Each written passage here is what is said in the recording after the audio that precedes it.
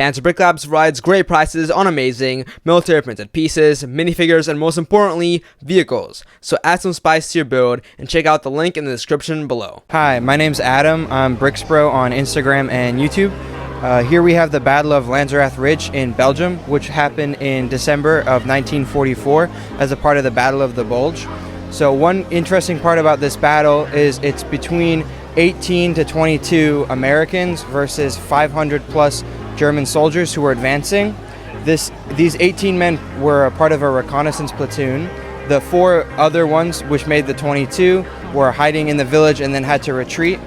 One interesting part about this battle was as the Germans were advancing, the Americans were in their defensive foxholes, and they could see a little girl come out of her house to tell the Germans where the Americans were hiding. This has kind of been disputed, but that's represented with that little girl kind of pointing up the hill.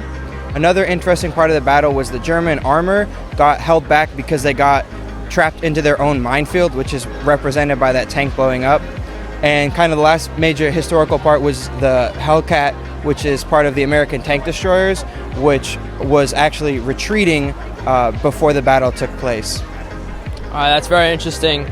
So the trees in the back over here, they look very good, like fantastic. Can you take us through how you managed to make those? Yeah, so they're made out of 1x1 round bricks using that fern leaf piece, and then at the center is the brick with a bunch of studs on each side, and those are all just clipped in, and it's staggered back and forth and trying to make that conical shape so it's wider at the base and narrower at the top. All right, and then if we move over here towards the church, how did you manage to get all those details in, lots of different parts, and then also the very nice stained glass over there with the lights coming out? Yeah, so for the church itself, it's just a lot of random light bluish gray bricks with some olive thrown in, just trying to use as many small parts as possible to vary the texture on the surface. For the stained glass windows, that's a cool technique using a 2x4 or a 2 brick wide window frame where you shove as many Chi-slips as you can and you get that really cool geometric pattern. And if you go around to the back, you can see the biggest stained glass window has a cross in it, and so that was a cool way to use that technique. All right, and then overall in the Moc, there's a lot of many different types of minifigures, as you can see. So can you take us through like where you managed to source all of them?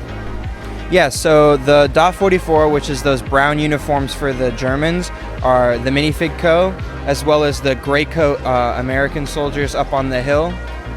Some of them have some eBay bought trench coats.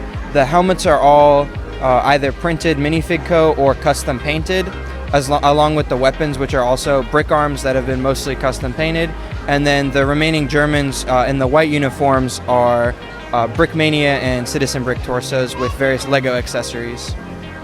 I see. And then one of the main parts of this Moc is, of course, the different tanks. Can you take us through where you got them from, or if you built them? Yeah, so the 2 major tanks, the Hellcat and the Panther, are both Panzer Brick Labs. I bought the Panther off of the Falaise Pocket Moc 2 years ago at Brickfair, and then I got the Hellcat last year. And then hidden behind the trees is a armored Jeep, and that Jeep is custom built following some designs online because it's an armored Jeep, which was a little more unique. All right, well, thank you so much for your time, and hope to see more from you in the future conventions. Thank you.